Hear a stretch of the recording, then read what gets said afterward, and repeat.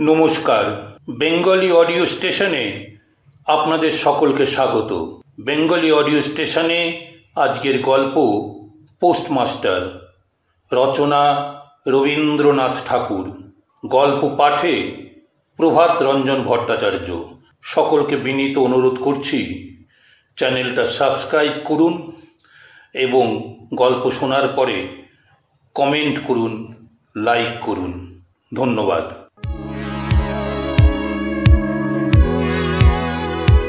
প্রথম কাজ আরম্ভ করিয়াই উলাপুর গ্রামে পোস্টমাস্টারকে আসিতে হয়। গ্রামটি অতি সামান্য, নিকটে একটি নীলকুঠি আছে। তাই কুঠির সাহেব অনেক জোগাড় করিয়া এই নূতন পোস্ট অফিস স্থাপন করাইয়াছে। আমাদের পোস্টমাস্টার কলিকাতার ছেলে। জলের মাছকে ডাঙায় তুলিলে যেরকম হয়, এই গণ্ড গ্রামের মধ্যে আসিয়া পোস্টমাস্টারেরও সেই দশা উপস্থিত হইয়াছে। একখানি অন্ধকার আটচালার মধ্যে তাহার আপিস, অদূরে একটি পানাপুকুর এবং তাহার চারিপারে জঙ্গল। কুঠির গোমস্তা প্রভৃতি যে সকল কর্মচারী আছে, তাহাদের ফুরসত প্রায় নাই এবং তাহার ভদ্রলোকের সহিত মিশিবার উপযুক্ত নহে। বিশেষত কলিকাতার ছেলে ভালো করিয়া মিশিতে জানে না। অপরিচিত স্থানে গেলে হয় উদ্ধত নয় অপ্রতিভ হইয়া থাকে। এই কারণে স্থানীয় লোকের সহিত তাহার মেলামেশা হইয়া উঠে না। অথচ হাতে কাজ অধিক নাই। কখনো কখনো দুটো একটা কবিতা লিখিতে চেষ্টা করেন। তাহাতে এমন ভাব ব্যক্ত করিয়াছেন যে সমস্ত দিন তরু পল্লবের কম্পন এবং আকাশের মেঘ দেখিয়া জীবন বড় সুখে কাটিয়া যায়। কিন্তু অন্তর্যামী জানেন, যদি আরব্য উপন্যাসের কোনো দৈত্য আসিয়া এক রাত্রের মধ্যে এই শাখা পল্লব সমেত সমস্ত গাছগুলা কাটিয়া পাকা রাস্তা বানাইয়া দেয় এবং সারি সারি অট্টালিকা আকাশের মেঘকে দৃষ্টিপথ হইতে রুদ্ধ করিয়া রাখে, তাহা হইলে এই আধমরা ভদ্র সন্তানটি পুনশ্চ নবজীবন লাভ করিতে পারে। পোস্টমাস্টারের বেতন অতি সামান্য। নিজে রাঁধিয়া খাইতে হয় এবং গ্রামের একটি পিতৃমাতৃহীন অনাথা বালিকা তাহার কাজকর্ম করিয়া দেয়। চারিটি চারিটি খাইতে পায়। মেয়েটির নাম রতন, বয়স 12-13। বিবাহের বিশেষ সম্ভাবনা দেখা যায় না। সন্ধ্যার সময় যখন গ্রামের গোয়ালঘর হইতে ধূম কুণ্ডলায়িত হইয়া উঠিত, ঝোপে ঝোপে ঝিল্লি ডাকিত, দূরেই গ্রামের নেশাখোর বাউলের দল খোল করতাল বাজাইয়া উচ্চ ঈশ্বরে গান জুড়িয়া দিত, যখন অন্ধকার দাওয়ায় একলা বসিয়া গাছের কম্পন দেখিলে কবি হৃদয়েও ঈষৎ হৃৎকম্প উপস্থিত হইত, তখন ঘরের কোণে একটি ক্ষীণ শিখা প্রদীপ জ্বালিয়া পোস্টমাস্টার ডাকিতেন, রতন। রতন দ্বারে বসিয়া এই ডাকের জন্য অপেক্ষা করিয়া থাকিত, কিন্তু এক ডাকেই ঘরে আসিত না। বলিত, কি গা বাবু, কেন ডাকছ? পোস্টমাস্টার বলিত, তুই কি করছিস? রতন জবাব দিত, এখনই চুলো ধরাতে যেতে হবে হেঁসেলের। পোস্টমাস্টার বলিত, তোর হেঁসেলের কাজ পরে হবে, এখন একবার তামাকটা সেজে যেত। অনতি বিলম্বে দুটি গাল ফুলাইয়া কলিকায় ফুঁ দিতে দিতে রতনের প্রবেশ। হাত হইতে কলিকাটা লইয়া পোস্টমাস্টার ফস করিয়া জিজ্ঞাসা করেন, আচ্ছা রতন, তোর মাকে মনে পড়ে? সে অনেক কথা, কতক মনে পড়ে, কতক মনে পড়ে না। মায়ের চেয়ে বাপ তাহাকে বেশি ভালোবাসিত। বাপকে অল্প অল্প মনে আছে। পরিশ্রম করিয়া বাপ সন্ধ্যাবেলা ঘরে ফিরিয়া আসিত। তাহারই মধ্যে দৈবাত দুটি একটি সন্ধ্যা তাহার মনে পরিষ্কার ছবির মতো অঙ্কিত আছে। এই কথা হইতে হইতে ক্রমে রতন পোস্টমাস্টারের পায়ের কাছে মাটির উপর বসিয়া পড়িত।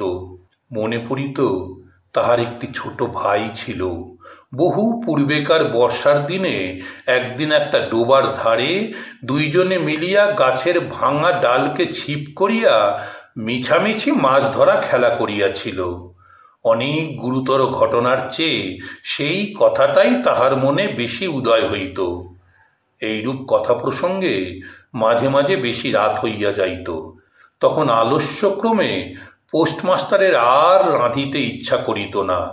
সকালের বাসি ব্যঞ্জন থাকিত এবং রতন তাড়াতাড়ি উনুন ধরাইয়া খান কয়েক রুটি সেঁকিয়া আনিত। তাহাতেই উভয়ের রাত্রের আহার চলিয়া যাইত। একদিন সন্ধ্যাবেলায় সেই বৃহৎ আটচালার কোণে আপিসের কাঠের চৌকির উপর বসিয়া পোস্টমাস্টারও নিজের ঘরের কথা পাড়িতেন। ছোট ভাই, মা এবং দিদির কথা, প্রবাসে একলা ঘরে বসিয়া যাহাদের জন্য হৃদয় ব্যথিত হইয়া উঠিত তাহাদের কথা, যে সকল কথা সর্বদাই মনে উদয় হয় অথচ নীলকুঠির গোমস্তাদের কাছে যাহা কোনো মতেই উত্থাপন করা যায় না, সেই কথা একটি অশিক্ষিতা ক্ষুদ্র বালিকাকে বলিয়া যাইতেন। কিছুমাত্র অসঙ্গত মনে হইত না। অবশেষে এমন হইল, বালিকা কথোপকথনকালে তাহার ঘরের লোকদিগকে মা, দিদি, দাদা বলিয়া চির পরিচিতের ন্যায় উল্লেখ করিত। এমনকি তাহার ক্ষুদ্র হৃদয়পটে বালিকা তাহাদের কাল্পনিক মূর্তিও চিত্রিত করিয়া লইয়াছিল। একদিন বর্ষাকালে মেঘমুক্ত দ্বীপ্রহরে ঈষৎ তপ্ত সুকোমল বাতাস দিতেছিল। রৌদ্রে ভিজা ঘাস এবং গাছপালা হইতে এক প্রকার গন্ধ উত্থিত হইতেছিল। মনে হইতেছিল যেন ক্লান্ত ধরনের উষ্ণ নিঃশ্বাস গায়ের উপরে আসিয়া লাগিতেছে এবং কোথাকার এক নাছোড়বান্দা পাখি তাহার একটানা সুরের নালিশ সমস্ত দুপুরবেলা প্রকৃতির দরবারে অত্যন্ত করুণ স্বরে বারবার আবৃত্তি করিতেছিল। পোস্টমাস্টারের হাতে কাজ ছিল না। সেদিনকার বৃষ্টি ধৌত মসৃণ চিক্কণ তরুপল্লবের হিল্লোল এবং পরাভূত বর্ষার ভগ্নাবশিষ্ট রৌদ্র শুভস্তূপাকার মেঘস্তর বাস্তবিকই দেখিবার বিষয় ছিল। পোস্টমাস্টার তাহা দেখিতেছিলেন এবং ভাবিতেছিলেন, এই সময়ে কাছে একটি কেহ নিতান্ত আপন লোক থাকিত, হৃদয়ের সহিত একান্ত সংলগ্ন একটি স্নেহপুত্তলী মানব মূর্তি। ক্রমে মনে হইতে লাগিল, সেই পাখি ওই কথাই বারবার বলিতেছে এবং এই জনহীন তরুচ্ছায়া নিমগ্ন মধ্যাহ্নের পল্লব মর্মরের অর্থও কতকটা ওইরূপ। কেহ বিশ্বাস করে না এবং জানিতেও পায় না, কিন্তু ছোট পল্লীর সামান্য বেতনের সাব পোস্টমাস্টারের মনে গভীর নিস্তব্ধ মধ্যাহ্ন দীর্ঘ ছুটির দিনে এইরূপ একটা ভাবের উদয় হইয়া থাকে। পোস্টমাস্টার একটা দীর্ঘ নিঃশ্বাস ফেলিয়া ডাকিলেন, রতন। রতন তখন পেয়ারা তলায় পা ছড়াইয়া দিয়া কাঁচা পেয়ারা খাইতেছিল। প্রভুর কণ্ঠস্বর শুনিয়া অবিলম্বে ছুটিয়া আসিল। হাঁপাইতে হাঁপাইতে বলিল, দাদাবাবু ডাকছ? পোস্টমাস্টার বলিলেন, তোকে আমি একটু একটু করে পড়তে শেখাবো বলিয়া সমস্ত দুপুরবেলা তাহাকে লইয়া সরে অ সরে আ করিলেন এবং এইরূপে অল্প দিনেই যুক্ত অক্ষর উত্তীর্ণ হইলেন। শ্রাবণ মাসে বর্ষণের আর অন্ত নাই। খাল বিল নালা জলে ভরিয়া উঠিল। অহর্নিশি ভেকের ডাক এবং বৃষ্টির শব্দ। গ্রামের রাস্তায় চলাচল প্রায় এক প্রকার বন্ধ। নৌকায় করিয়া হাটে যাইতে হয়। একদিন প্রাতঃকাল হইতে খুব বাদলা করিয়াছে। পোস্টমাস্টারের ছাত্রীটি অনেকক্ষণ দ্বারের কাছে অপেক্ষা করিয়া বসিয়াছিল, কিন্তু অন্য দিনের মতো যথাসাধ্য নিয়মিত ডাক শুনিতে না পাইয়া আপনি থুঙ্গি পুঁথি লইয়া ধীরে ধীরে ঘরের মধ্যে প্রবেশ করিল। দেখিল পোস্টমাস্টার তাহার খাটিয়ার উপর শুইয়া আছেন, বিশ্রাম করিতেছেন মনে করিয়া অতি নিঃশব্দে পুনশ্চ ঘর হইতে বাহিরে যাইবার উপক্রম করিল। সহসা শুনিল রতন। তাড়াতাড়ি ফিরিয়া গিয়া বলিল, দাদাবাবু ঘুমোচ্ছিলে?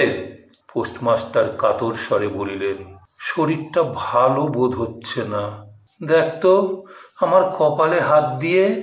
এই নিতান্ত নিঃসঙ্গ প্রবাসে, ঘন বর্ষায় রোগ কাতর শরীরে একটুখানি সেবা পাইতে ইচ্ছা করে। তপ্ত ললাটের উপর শাখা পড়া কোমল হস্তের স্পর্শ মনে পড়ে। এই ঘোর প্রবাসে রোগ যন্ত্রণায় স্নেহময়ী নারীরূপে জননী ও দিদি পাশে বসিয়া আছেন, এই কথা মনে করিতে ইচ্ছা করে। এবং স্থলে প্রবাসীর মনের অভিলাষ ব্যর্থ হইল না। বালিকা রতন আর বালিকা রহিল না। সেই মুহূর্তেই সে জননীর পদ অধিকার করিয়া বসিল, বৈদ্য ডাকিয়া আনিল, যথা সময়ে বটিকা খাওয়াইল, সারা রাত্রি শিওরে জাগিয়া রহিল, আপনি পথ্য রাঁধিয়া দিল এবং শতবার করিয়া জিজ্ঞাসা করিল, হ্যাঁ গো দাদাবাবু, একটুখানি ভালো বোধ হচ্ছে কি? বহুদিন পরে পোস্টমাস্টার ক্ষীণ শরীরে রোগ শয্যা ত্যাগ করিয়া উঠিলেন। মনে স্থির করিলেন, হার নয়, এখান হইতে কোনো মতে বদলি হইতে হইবে। স্থানীয় অস্বাস্থ্যের উল্লেখ করিয়া তৎক্ষণাৎ কলিকাতায় কর্তৃপক্ষের নিকট বদলি হইবার জন্য দরখাস্ত করিলেন। রোগ সেবা হইতে নিষ্কৃতি পাইয়া রতন দ্বারের বাহিরে আবার তাহার স্বস্থান অধিকার করিল, কিন্তু পূর্ববৎ আর তাহাকে ডাক পড়ে না। মাঝে মাঝে উঁকি মারিয়া দেখে পোস্টমাস্টার অত্যন্ত অন্যমনস্কভাবে চৌকিতে বসিয়া অথবা খাটিয়ায় শুইয়া আছেন। রতন যখন আহ্বান প্রত্যাশা করিয়া বসিয়া আছে, তিনি তখন অধীর চিত্তে তাহার দরখাস্তের উত্তর প্রতীক্ষা করিতেছেন। বালিকা দ্বারের বাহিরে বসিয়া সহস্রবার করিয়া তাহার পুরানো পড়া পড়িল, পাছে যেদিন সহসা ডাক পড়িবে সেদিন তাহার যুক্ত অক্ষর সমস্ত গোলমাল হইয়া যায়, এই তাহার একটা আশঙ্কা ছিল। অবশেষে সপ্তাহখানেক পরে একদিন সন্ধ্যাবেলায় ডাক পড়িল। উদ্বেলিত হৃদয়ে রতন গৃহের মধ্যে প্রবেশ করিয়া বলিল, দাদাবাবু আমাকে ডাকছিলে? পোস্টমাস্টার বলিলেন, রতন, কালই আমি যাচ্ছি। রতন বলিল, কোথায় যাচ্ছ দাদাবাবু? পোস্টমাস্টার বলিল, বাড়ি যাচ্ছি। রতন বলিল, আবার কবে আসবে? পোস্টমাস্টার বলিল, আর আসব না। রতন আর কোনো কথা জিজ্ঞাসা করিল না। পোস্টমাস্টার আপনি তাহাকে বলিলেন তিনি বদলির জন্য দরখাস্ত করিয়াছিলেন, দরখাস্ত নামঞ্জুর হইয়াছে, তাই তিনি কাজে জবাব দিয়া বাড়ি যাইতেছেন। অনেকক্ষণ আর কেহ কোনো কথা কহিল না। মিটমিট করিয়া প্রদীপ জ্বলিতে লাগিল এবং এক স্থানে ঘরের জীর্ণ চাল ভেদ করিয়া একটি মাটির সরার উপর টপ টপ করিয়া বৃষ্টির জল পড়িতে লাগিল। কিছুক্ষণ পরে রতন আস্তে আস্তে উঠিয়া রান্নাঘরে রুটি গড়িতে গেল। অন্য দিনের মতো তেমন চটফট হইল না। বোধ করি মধ্যে মধ্যে মাথায় অনেক ভাবনা উদয় হইয়াছিল। পোস্টমাস্টারের আহার সমাপ্ত হইলে পর বালিকা তাহাকে জিজ্ঞাসা করিল, দাদাবাবু আমাকে তোমাদের বাড়ি নিয়ে যাবে? পোস্টমাস্টার হাসিয়া কহিলেন, সে কি করে হবে? ব্যাপারটা যে কি কি কারণে অসম্ভব তাহা বালিকাকে বুঝানো আবশ্যক বোধ করিলেন না। সমস্ত রাত্রি স্বপ্নে এবং জাগরণে বালিকার কানে পোস্টমাস্টারের হাস্যধ্বনির কণ্ঠস্বর বাজিতে লাগিল, সে কি করে হবে? ভোরে উঠিয়া পোস্টমাস্টার দেখিলেন তাহার স্নানের জল ঠিক আছে। কলিকাতার অভ্যাস অনুসারে তিনি তোলা জলে স্নান করিতেন। কখন তিনি যাত্রা করিবেন সে কথা বালিকা কি কারণে জিজ্ঞাসা করিতে পারে নাই। পাছে প্রাতঃকালে আবশ্যক হয়, এই জন্য রতন তত রাত্রে নদী হইতে তাহার স্নানের জল তুলিয়া আনিয়াছিল। স্নান সমাপন হইলে রতনের ডাক পড়িল, রতন নিঃশব্দে গৃহে প্রবেশ করিল এবং আদেশ প্রতীক্ষায় একবার নীরবে প্রভুর মুখের দিকে চাহিল। প্রভু কহিলেন, রতন, আমার জায়গায় যে লোকটি আসবেন তাকে বলে দিয়ে যাব তিনি তোকে আমারই মতন যত্ন করবেন। আমি যাচ্ছি বলে তোকে কিছু ভাবতে হবে না।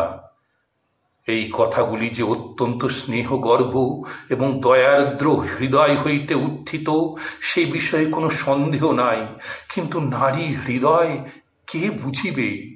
রতন অনেক দিন প্রভুর অনেক তিরস্কার নীরবে সহ্য করিয়াছে, কিন্তু এই নরম কথা সহিতে পারিল না।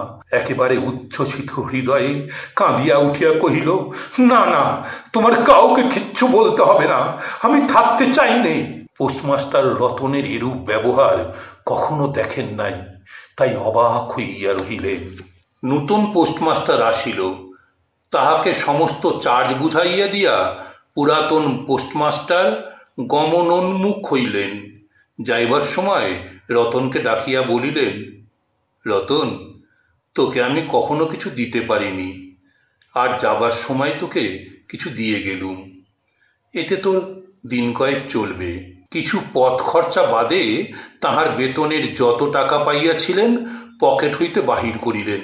তখন রতন ধুলাই পড়িয়া তাহার পা জড়াইয়া ধরিয়া কহিল, দাদাবাবু, তোমার দুটি পায়ে পড়ি, তোমার দুটি পায়ে পড়ি, আমাকে কিছু দিতে হবে না, তোমার দুটি পায়ে পড়ি, আমার জন্য কাউকে কিছু ভাবতে হবে না বলিয়া এক দৌড়ে সেখান হইতে পলাইয়া গেল। ভূতপূর্ব পোস্টমাস্টার নিঃশ্বাস ফেলিয়া হাতে কার্পেটের ব্যাগ ঝুলাইয়া, কাঁধে ছাতা লইয়া, মুটের মাথায় নীল ও শ্বেত রেখায় চিত্রিত টিনের প্যাঁটরা তুলিয়া ধীরে ধীরে নৌকাভিমুখে চলিলেন। যখন নৌকায় উঠিলেন এবং নৌকা ছাড়িয়া দিল, বর্ষা বিস্ফারিত নদী ধরণীর উচ্ছ্বলিত অশ্রু রাশির মতো চারিদিকে ছলছল করিতে লাগিল, তখন হৃদয়ের মধ্যে অত্যন্ত একটা বেদনা অনুভব করিতে লাগিলেন। একটি সামান্য গ্রাম্য বালিকার করুণ মুখচ্ছবি যেন এক বিশ্বব্যাপী বৃহৎ অব্যক্ত মর্ম ব্যথা প্রকাশ করিতে লাগিল। একবার নিতান্ত ইচ্ছা হইল ফিরিয়া যাই, জগতের ক্রোড় বিচ্যুত সেই অনাথিনীকে সঙ্গে করিয়া লইয়া আসি। কিন্তু তখন পালে বাতাস পাইয়াছে, বর্ষার স্রোত খরতর বেগে বহিতেছে, গ্রাম অতিক্রম করিয়া নদীকূলের শ্মশান দেখা দিয়াছে, এবং নদী প্রবাহে ভাসমান পথিকের উদাস হৃদয়ে এই তত্ত্বের উদয় হইল, জীবনে এমন কত বিচ্ছেদ, কত মৃত্যু আছে, ফিরিয়া ফল কি? পৃথিবীতে কে কাহার? কিন্তু রতনের মনে কোনো তত্ত্বের উদয় হইল না।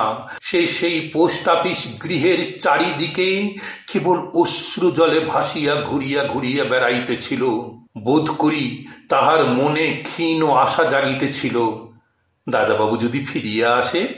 সেই বন্ধনে পড়িয়া কিছুতেই দূরে যাইতে পারিতেছিল না। হাই বুদ্ধিহীন মানব হৃদয়! ভ্রান্তি কিছুতেই ঘোচে না। যুক্তিশাস্ত্রের বিধান বহু বিলম্বে মাথায় প্রবেশ করে। প্রবল প্রমাণকেও অবিশ্বাস করিয়া মিথ্যা আশাকে দুই বাহু পাশে বাঁধিয়া বুকের ভিতরে প্রাণপণে জড়াইয়া ধরা যায়। অবশেষে একদিন সমস্ত নাড়ি কাটিয়া হৃদয়ের রক্ত শুষিয়া সে পলায়ন করে। তখন চেতনা হয় এবং দ্বিতীয় ভ্রান্তি পাশে পড়িবার জন্য চিত্ত ব্যাকুল হইয়া উঠে।